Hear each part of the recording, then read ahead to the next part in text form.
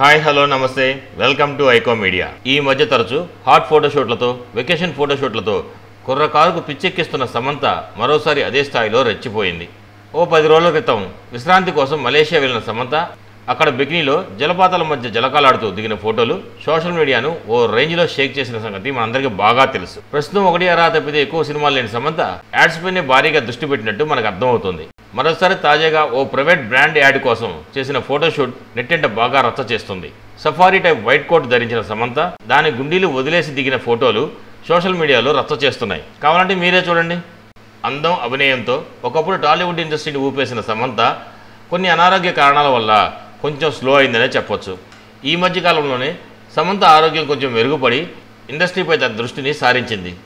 తను ఇండస్ట్రీలో వెనకబడలేదని, ప్రేక్షకులకు తనపై ఆదరణ తగ్గలేదని నిరూపించడానికే సోషల్ మీడియాలో ఇటువంటి స్టంట్స్ చేస్తూ ఉంది. ఒక రకంగా ఆ విషయంలో తన సక్సెస్ కూడా అయ్యింది.